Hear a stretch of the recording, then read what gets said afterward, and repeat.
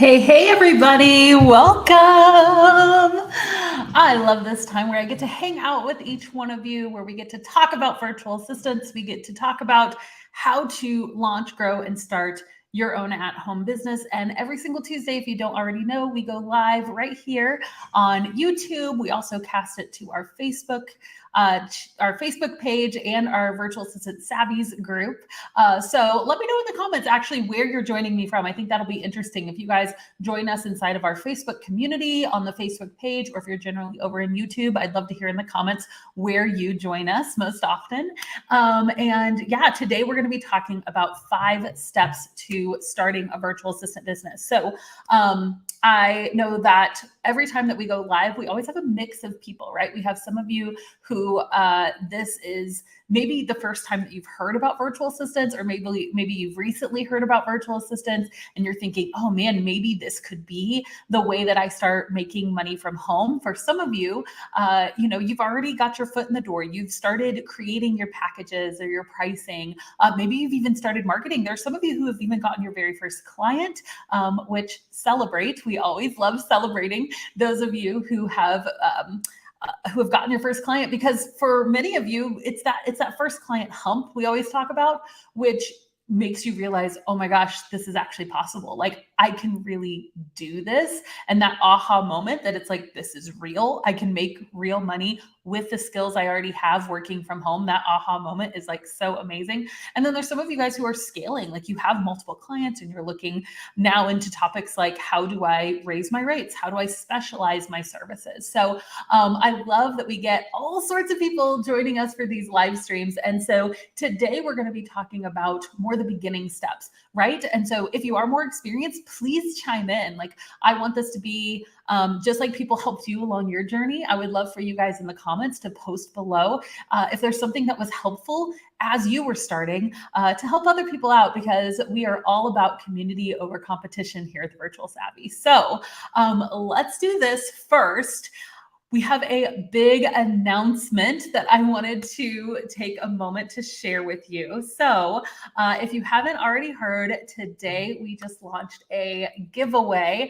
And we've done this. This is our second year, I believe, maybe second or third year that we've done a massive virtual assistant giveaway in December. And it's just a fun way for us to end the year, for us to give back during this season of giving, and really to give one of you guys an opportunity to win some amazing prizes. So if you haven't already checked out the giveaway, please go. It's totally free to enter. You have the chance to win the Savvy system, right? So not just the Savvy system, but it's the ultimate Savvy system, which means that it's our virtual assistant training course and our skills library that can help you specialize as a virtual assistant. So if you want to learn how to, be a social media manager or a Pinterest manager, or go into real estate virtual assistants, if you want to specialize your services, that's what Savvy Vault is.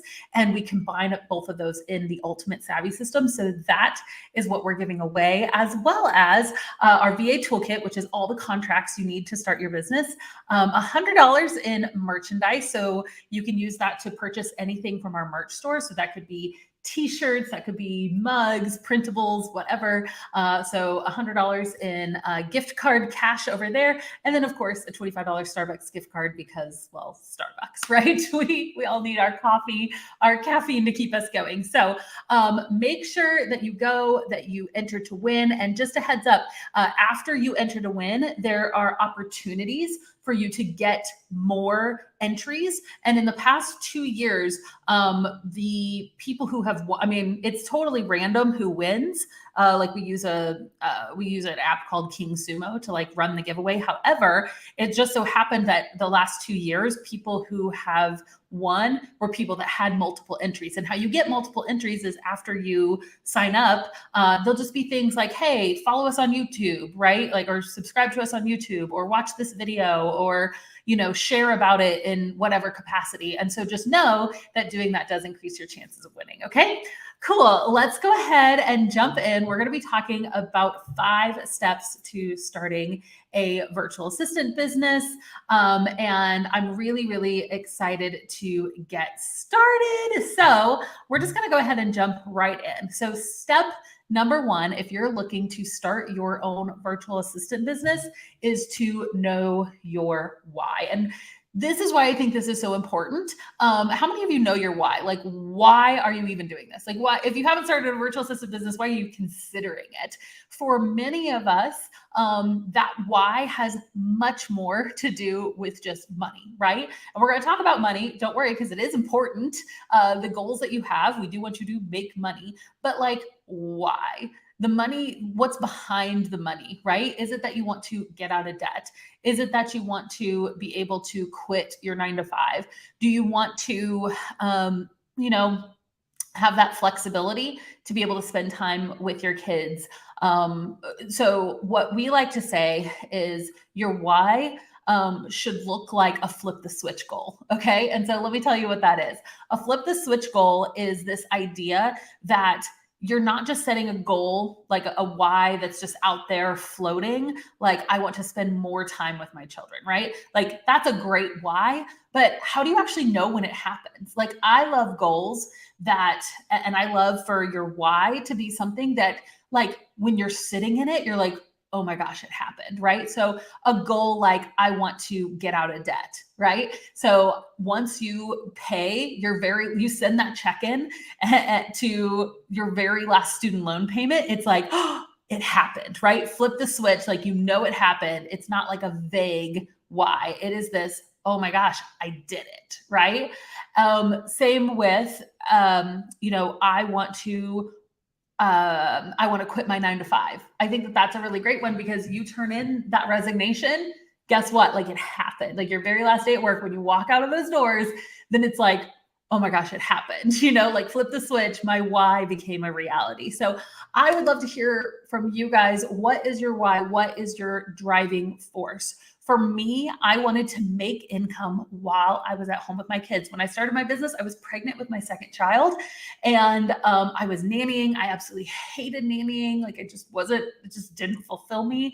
I was like, I like my own kids, but I don't really enjoy watching other people's children. And so for me, I wanted to make money on my own terms, working from home, right? So mine was 2-part. Me actually, like, getting that first invoice. It was a flip the switch goal. Like, no matter what happens from here on out, I have proven to myself that I can make money working from home with the skills that I already have. Like, flip the switch, it happened. So my first why happened really quickly in the very beginning, because I was like, I don't know how big this is going to get, which it did go on to replace my income, my husband's income, all of the things. But like, it's like, no matter what, like, it's possible. And I think that for me, just like that realization that it was possible was a flip the switch moment for me. In addition to being able to quit my nannying job, like, that was a really big thing for me too. So I think, let's see if a few of you guys have posted yours. Jennifer says, to pay off my husband's student loans, pay for the needs of my special needs child. Yeah, thank you for sharing that. Creating my own income using my former corporate America skills while at home. I love it. Yeah. So again, like, once you get that very first paycheck, it's this, like, it's possible. Oh my goodness. Kay says, I have 4 kids under 7. I've switched from job to job, continuously searching for something I can do to work around my kids. I want to start a business for years, but I never felt the trigger on anything because nothing felt right. This is everything I was meant to do and more. Yay. I love when people discover virtual assistants. It's literally like, that aha moment is what I live for. Like, that aha of like, oh my gosh, this is really possible, right? Because if you think something is really possible and you've proven that it's possible, then the sky's the limit. So know your why. I feel like it's the basis. And here's why knowing your why is the basis as well. I'm just going to be real with you guys. Starting a business, running a business is freaking hard. Like, it is not for the faint of heart. You see, like, you know, like the Facebook ads or the YouTube ads or the Instagram posts of people, and they're like, I'm on a boat while I'm doing my business, you know, like, I'm laying on the beach while I'm working. And like, the reality is that can be possible, right? And there are so many glorious parts to running your own business. There's that ability to travel. There is, hey, I didn't have to work on a Friday and I could go on my kid's field trip, which I did like a week ago, right? There's all of those things. However, there's also the part that doesn't get posted on Instagram, which is the fact that it's difficult, right? It is difficult to make decisions, to put yourself out there, to market, to be told no, to deal with rejection, to make mistakes and have to own them. Like, it's hard, but it's worth it. And if you know your why, and if your why is right in front of you as you're pursuing your business, as you're overcoming those difficulties, it makes it so much easier to get past them, because you're like, there's a bigger why, there's a bigger why, there's a bigger why on the other side of this, right? So you can't lose sight of that as you're running your business, because I'm convinced that the people who end up quitting, the people who end up giving up, it's not because it didn't work. It's because they lost sight of their why and they weren't willing to work through the difficulty to get to that why. Okay, so you got to know it. You got to know it. Let's move on to number 2. So after you know your why, you have to actually choose your services. What services are you going to offer in your virtual assistant business? And the incredible thing is that you get to choose. And I love virtual assistants, again, because it's not this cut and dry. I'm not teaching copywriting, although you could copyright as a virtual assistant. I'm not teaching web design, although you could do web design as a virtual assistant. The incredible thing is that you get to use the skills that you already have and your kind of natural tendencies toward different types of topics to choose your services. So if you haven't already done this, I want everyone to go to thevirtualsavvy.com/quiz. Okay. virtualsavvy.com/quiz. If you don't know what you want to specialize in, if you don't know what services you're going to offer, or like the type of services that would be a good fit for you, this is the place to go, because this is actually going to help you know, man, this is kind of the genre I should stick to. Am I the expert, right? Am I somebody who is like detail oriented? I can do research. I can like totally make things nice and perfect in a little box, and I want to do things really well and right. Are you more creative? Are you more like, man, I love designing social media graphics, right? I love coming up with marketing strategies. Are you more of a visionary? Are you somebody who's like, I want to lead a team, like all the work, yes, but like, man, leading a team is something that really like excites me and drives me, right? And so there's different skills that you can learn to really match what you're already compatible with. And that's what's cool about virtual assistants, is that a lot of the things that you already know how to do, likely you can turn into services, right? For instance, like you're a stay-at-home mom, you're already managing probably your calendar, your kids' calendar, a sleep schedule, right? I don't know. And you like, calendar management is an actual task, right? You're working for a company and you're having to send emails every single day. You're having to write just correspondence even to your boss back and forth. Companies will pay you to answer their customer service emails. Like, that is a thing that is actually a very common first task that gets handed to general virtual assistants, is handling customer service emails, right? You created an awesome flyer for your kids, or for like a volunteer project you were doing, right? Like, I volunteer at this organization at Salvation Army, this church or whatever, and they wanted me to create a flyer. So I picked up Canva and I figured out how to do it. And oh my gosh, I kind of like this, right? You can use those skills to create social media graphics, to do Pinterest images, right? So like, there are skills that you don't even know that you already have that are inside of you that people are willing to pay money for. So identifying those skills, what services should I offer? And it can get really intimidating. I'll say this. So we have a list, and maybe someone on my team can post it in the comments. I don't have it readily available right here. But we have a list of 101 services that you can offer as a virtual assistant. And that list for a lot of people can be really intimidating, because they feel like, I have to know all of these things, but that couldn't be further from the truth.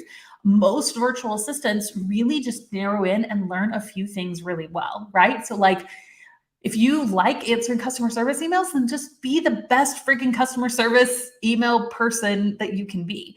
If you love doing graphics, then like, learn graphics and be awesome at it and create packages around those. Okay. And we can do a Q&A time at the end if you guys want to talk through more about what it looks like to actually choose your services, but I want to keep moving on.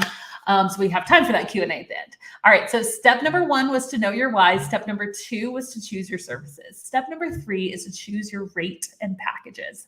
So I'll say this, we teach most virtual assistants to just start out as general VAs.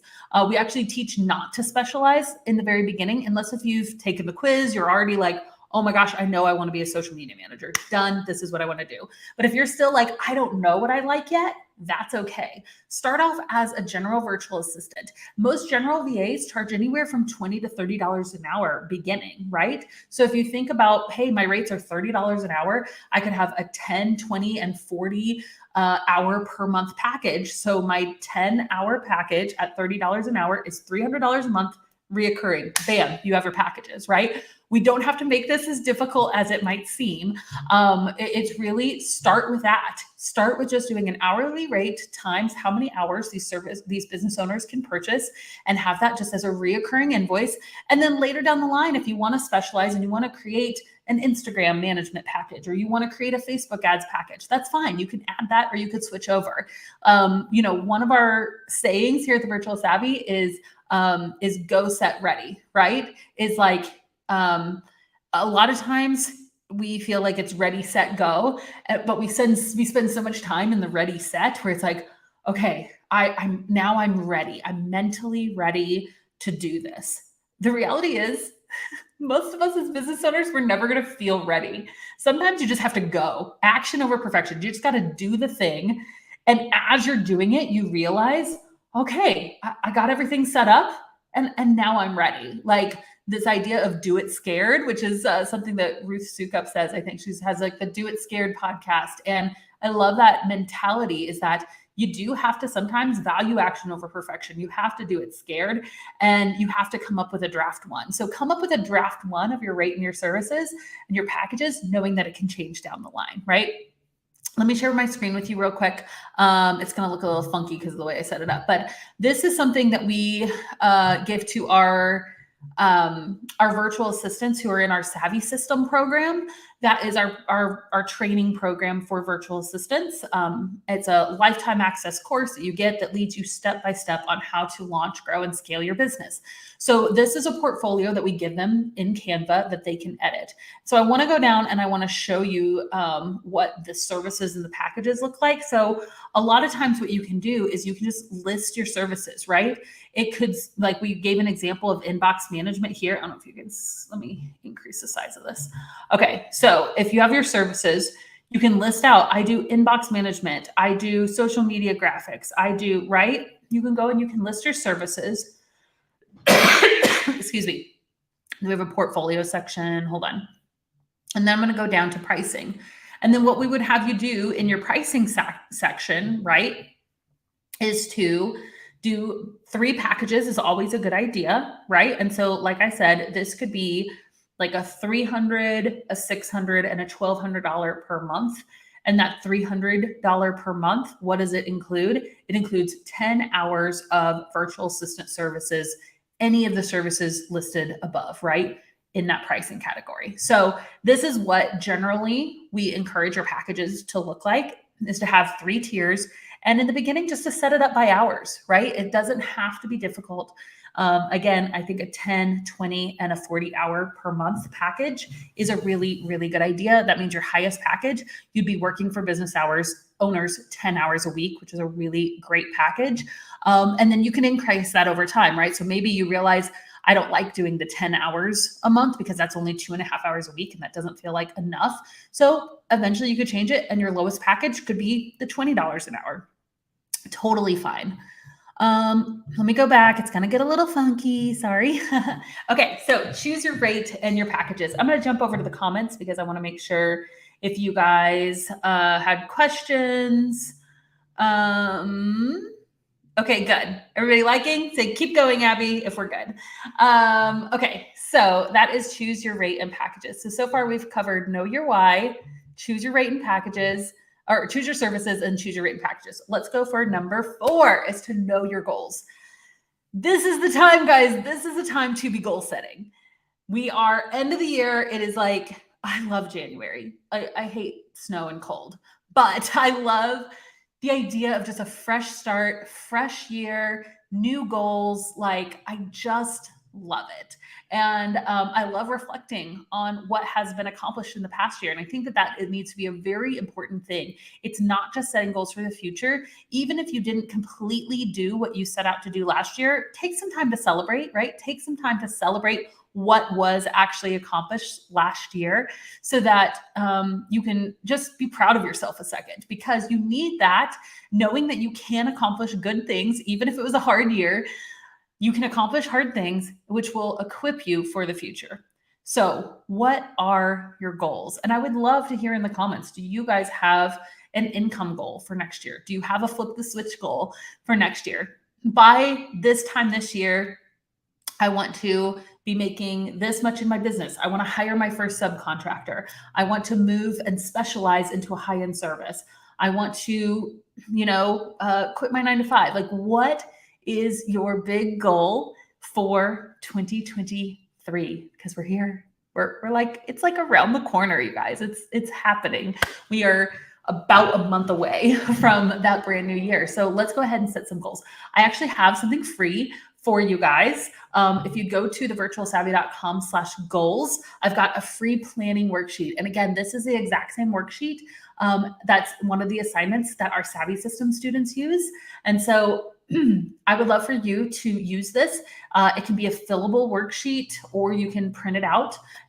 But take some time to really decide what your goals are going to be. I'll share it with you real quick.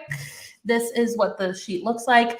And so just you can fill in, and you can start it in December or you can start it in January. So, hey, month 1, I just want to, maybe it's these 5 steps. I want to figure out my why. I want to choose my rate. I want to choose my services. I want to choose my business name, right? And I want to do all of that in the first month. By February, I want to start marketing, right? And really have a solid marketing plan that I'm executing on a daily basis. By month 3, I want to have my first paying client and be making $300 a month, right? Or I want to sell my middle package and I want to be making $600 a month, whatever you decide your goal is, right?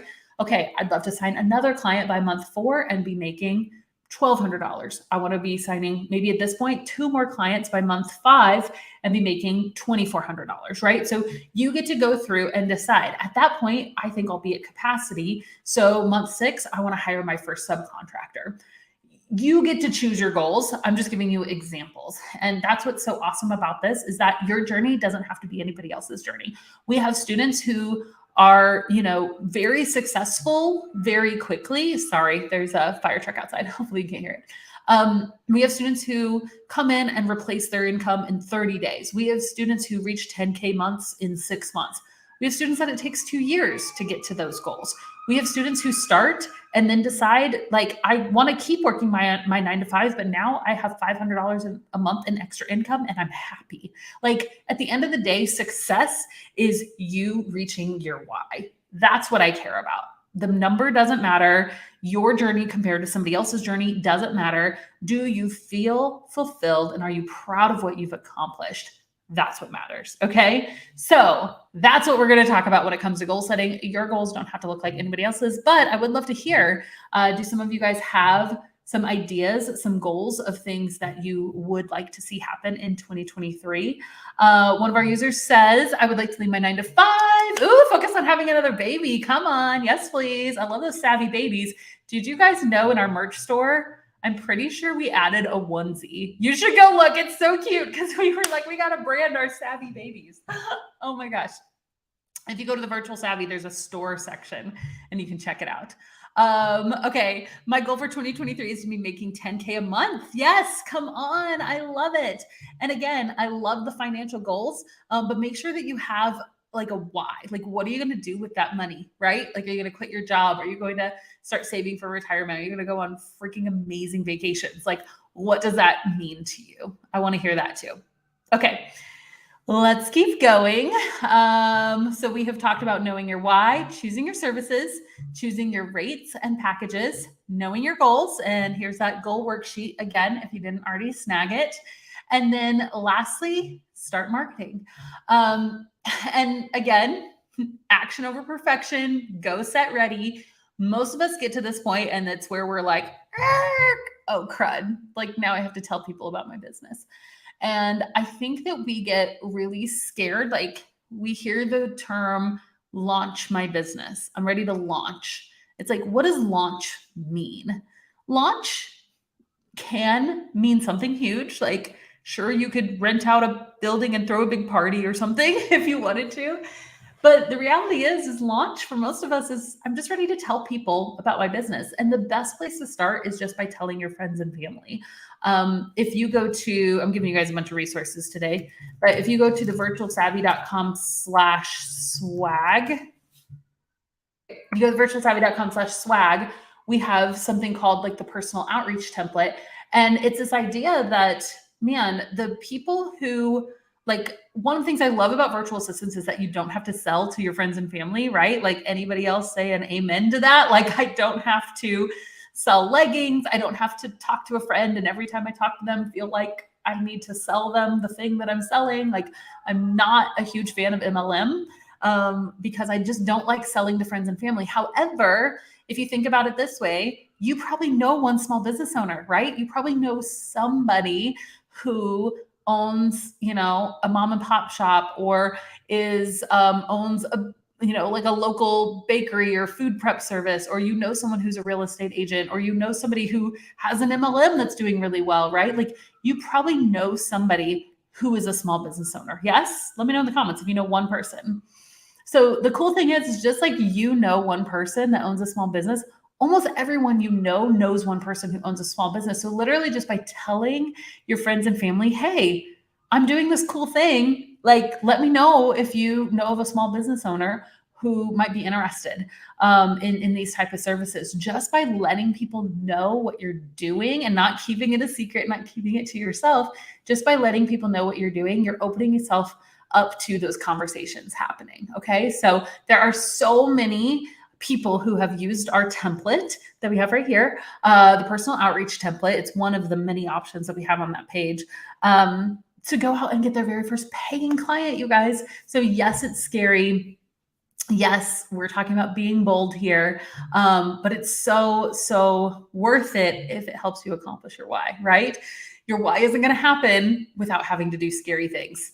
Like that's just a reality. You're going to have to do scary things, but it's going to be so worth it. So start marketing. And for any experienced VAs, I'd love for you to drop maybe something that's worked really well. Like how did you get your very first client? A lot of times clients come from referrals. They just come from personal people that we either know or have been introduced to us, right? By friends or family. Local networking events are a really great way to find clients.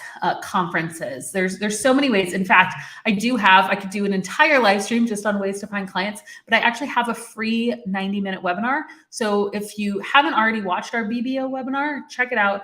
That BBO stands for Become Booked Out, because we want to help you become a booked out virtual assistant. So this is a free training that we have all about how to get paying clients. So check that out if you haven't already, and start marketing. So these are the 5 steps to starting a virtual assistant business. If you're looking at starting your VA business in 2023, these are the very first things that you need to do. Are they all the steps? No, there are other things involved. But if you get these things right, you're going to actually start making money so that you're ready to do all the other things, right? You got to know your why. You've got to choose your services. You got to choose your rate and your packages. Got to know your goals, and you've got to start marketing. All right. Just a reminder, and then we'll go into a Q&A time. If you haven't already, we do have a very special giveaway happening right now. One of the things we're giving away is the course that I mentioned multiple times inside of this training, which is our Savvy System course. And the Savvy System is a step-by-step course to launch your virtual assistant business. We've had thousands of students go through the program, success story after success story of people who have launched their own business, replaced their income with virtual assistants. And so we're giving away that course as well as a lot of other fun goodies. So make sure you register to win. Also, just a heads up that course, if you're not the winner, will be launching again in January. So if you've been waiting, I know the course, we only do a live launch about every 6 months. So if you've been waiting for the course to launch, it is happening again in January. If you have questions about it, feel free to reach out to our team. All right, let's do this. Let's do a Q&A time. What questions do you guys have? No matter where you're at in your business, it's okay if you're still in those beginning stages. If you have questions about what services to choose, or if you have questions about how to package your services, if you have questions about marketing, that's totally fine. If you have a scaling question, that's okay. Like if you're further on in your business and you have questions about scaling, go ahead and let us know. I would love to hear it. So I'm going to hide this real quick and then go to the comments. Oh, yay. Allison already entered to win the giveaway. So exciting. Oh, awesome. Andrea is a current student working through my nerves over marketing. Do it. Action over perfection. Post in our Facebook group, Andrea, in the Savvy System community. Hold yourself accountable. Say, okay, guys, by this Friday, I'm going to tell somebody about my business, and then do it. Say, hold me accountable. Somebody reach out to me, right? Find an accountability buddy inside of the group. What's the best way to package services? That's a great question. So again, like I mentioned, I think that the very best way to start is to just have a list of services, is to say, okay, I'm going to offer social media management, calendar management, customer service emails, research, and travel booking.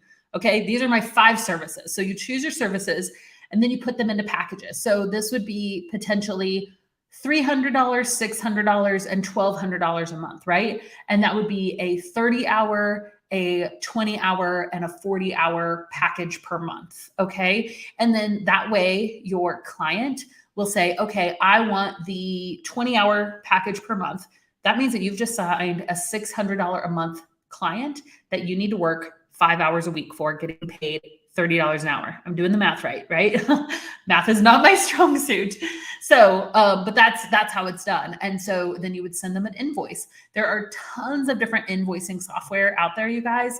We're huge fans of Dubsado. If you haven't already heard of Dubsado, Dubsado is a really great, and they have a Black Friday sale going on right now. They have a really great, it's not just payments.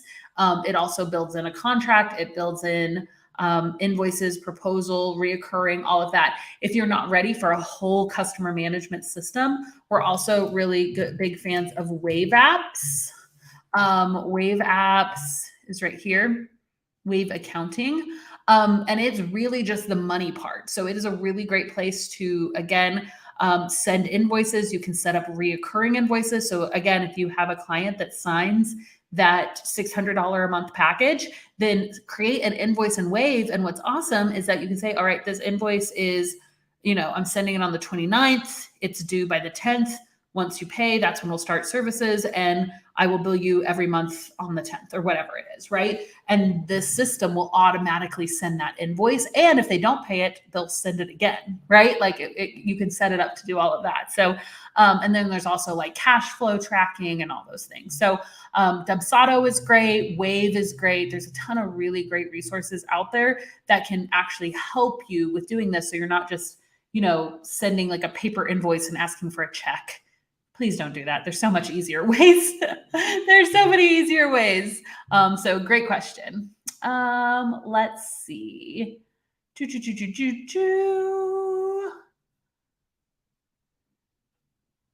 Oh, this is a great question. Okay. I'm a YouTube video editor and manager. I already know how to do YouTube skills, having trouble finding paying clients. Thoughts? Okay. So yes, so many thoughts. Number one, if you haven't already, watch our BBO webinar. It's a really, really great training.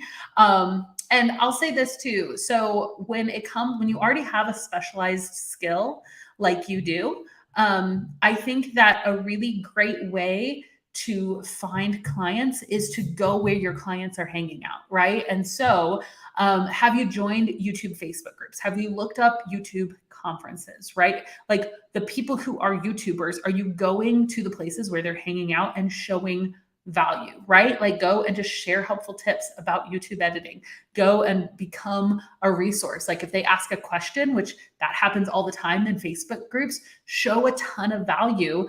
Go and answer their question, but just answer it really quickly. Go like shoot a Loom video where you're looking at their YouTube channel and you're dissecting things that they could do to improve their editing skills or to improve their camera angles or their sound or things like that, right? Like go and actually be incredibly helpful inside of of some of those communities. And that's one way to attract clients, right?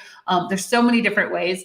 Again, you can do high-end client outreach, which is essentially like, who are the YouTubers who can likely pay you? Probably people with a few tens of thousands of subscribers. I would say people with like maybe 50,000, 40,000 subscribers and up probably they're at least making some money from their channel, right? And so those are people who probably can afford to pay you. So start finding those people that you resonate with the content and that they have enough subscribers that they likely could pay you. And then reach out to them, right? Like do something for them that makes them say, wow, I need to pay attention to this person, right? We call that value first marketing, is where you basically do something for them in their email. So you send them like a channel audit, right? Like you would do a Loom video and do a channel audit of ways that you think that they could improve their channel. It's being personal. It's not just sending them a website. It's not just sending them a portfolio. It's a personal way to say, like, here are ways that you can, I'm going to show you my value, even if you don't pay me a dime. That's going to make people pay attention. Okay. It's value first marketing. People aren't doing it, and it's going to make you stand out above the rest. I cannot tell you how many emails I get on a daily basis asking people just asking me to hire them. I get them all the time, literally every single day. And the answer is no. Like 99% of them show no value up front. It's like, here's a website, or hey, here are the services we offer. We'd love to talk. I'm like, you did nothing to show me that like you're the kind of person that's going to go above and beyond, that you know my channel, that you know my audience, that you know any of that stuff. Like, show value first. It's not a guarantee that we'll hire you, but it's going to definitely make us pay attention. It might make me like refer you to other people, even if we're not ready to hire, right? So value first marketing, it works, it works, it works. Okay, more questions. These are awesome. Can I provide administrative and creative services for one core group? Yeah. So the way I was teaching how to do packages, you could do just hourly, and you can say, okay, 10, 20, 40 hours a month. And in those hours, you can use any of these services. So you could use that time for creative tasks. I could create social media graphics for you. I could schedule your social media, or I could do customer service emails. Like, I will just track my time and bill you for that time. Done, right? So you can definitely lump it into one core group, or you could divide it out, right? You could say, okay, I have these admin packages and they are 10. You can do the 10, 20, or 40. In addition, I have Instagram management packages or graphic packages. I will create 100 Pinterest images for you for 100 images for $200 or something. I don't know. Again, I'm just throwing out numbers, but like, you can do it separate, you can do it together. So it's the difference between hourly packaging and package-based pricing, right? So you can do both. You can do one, you can do hourly, you can do packages, or you can do a combo. You can say, hey, my admin services are hourly and my creative services are packaged, right? Package-based pricing works really good when there's another deliverable that's not just hours. So for instance, if you're creating a website, or I'm creating 200 images, right? It doesn't matter how long it takes you to create them. If they're getting the deliverable at the end of the day, that's what they care about, right? And so that's where package-based pricing is a really good idea. So hopefully that answers your question. Is $50 an hour high for general admin support? Yes and no. You will get some people, if you're just doing general admin, that will like say, whew, that's too much. But if you can really show the value of it and you're pitching to the right clients, then it could be possible. I would say that's near the top of what I've seen.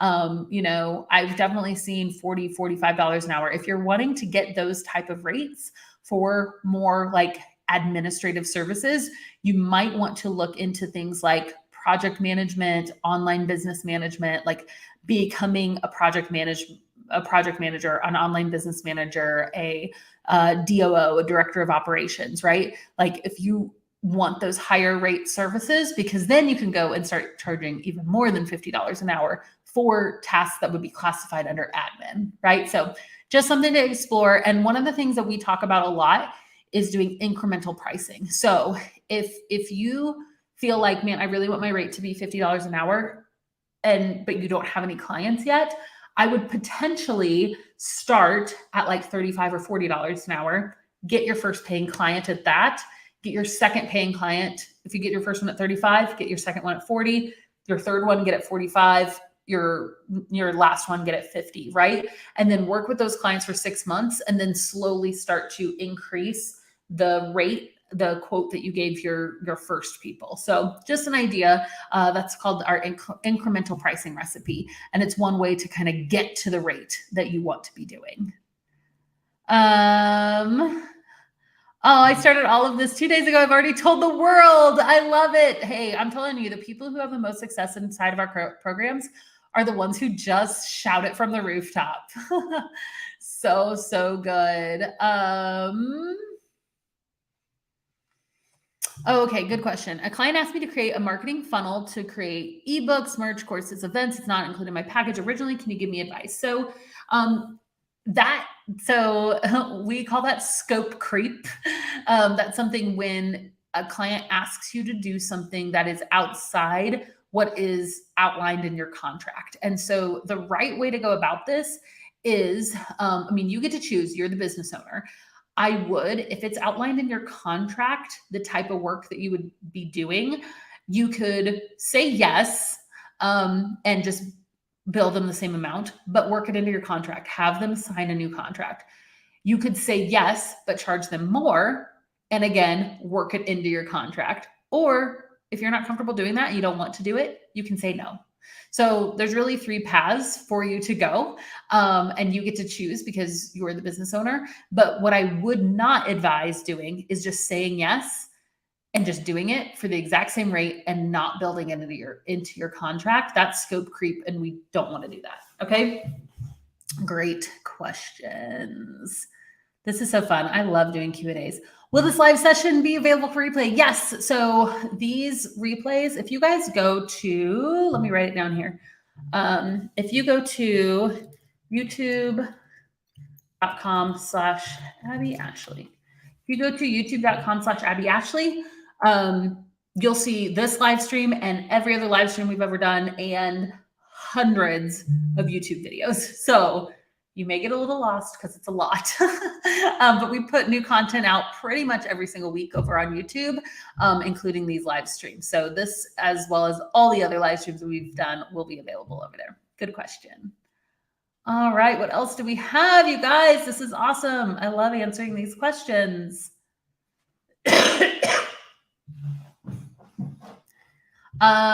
Great question. I'm just starting out doing research. I have a name for my business. Yay. I know what services I want to offer. Next steps: officially register the business, purchase a domain, open a business checking account. Yes, those are all very, very good steps. It looks like you're looking for a checklist. Guess what? We've got one. So if you want like a step-by-step checklist of what you need to do to get ready to launch your business, it's right here. That way you make sure that you don't miss anything. So you need to make sure that your business name isn't trademarked already, right? I can raise my hand and say from experience, I launched a course once. This was way back. This was like 2016. I launched a course, not realizing that the name I had chosen for my course was trademarked. And so I got a cease and desist letter and I'm like, crap. So I had to like take the whole thing down. I had recorded videos, all this stuff. So don't make the same mistake I did. Do not go print business cards if your name is already trademarked. So, that's one little thing. It's like those little tiny details of, deciding, checking with your local, checking with your county to see if there's any special licenses that you need. A really great resource for that. Number one, download the checklist, right? Because that's a step-by-step, you can check it off. And then I'll also give you this, score.org. So this is a free organization that will help you to know. So like we have the Savvy System course. It's over, it's like over 100 lessons, like tons of modules, step-by-step how to launch your business. What we don't teach inside of the course, we teach you about licenses and if there's any special state and county requirements, but we obviously can't keep track of every single county's requirements in the entire United States and all over the world. So what we do is we give you the resources on how to find those requirements. So this is one of the resources. If you live in the United States, go to score.org, and they're not going to be able to teach you how to start a virtual assistant business. I'm just going to go ahead and tell you, most of them don't even know what a virtual assistant is yet, but you can say, hey, I'm starting an at-home remote service-based business. Like, imagine like I'm doing like a web design business. I'm not doing web design, but it's a freelance business. Are there any requirements I need to be aware of? Do I need to have a special license to work in my home in the county that I live in? You're going to be able to ask those kind of questions there. Okay. That's another really important step that people miss sometimes. Let's see other questions. What's your advice for setting hours for your business? Such a good question. So a lot of it depends on what you're actually doing. Are you working full-time in your business? If you're working full-time in your business, then I think it's totally fine to say, hey, my standard hours are 8 to 4. I always add a note that I try to respond to all emails and correspondence within 24 hours. Just know this, guys, like you don't have to respond to something the second it comes in your inbox. And I know that that's really hard because we just want to like be there for our clients. And I'm not saying don't be there for your clients, but just don't stress out.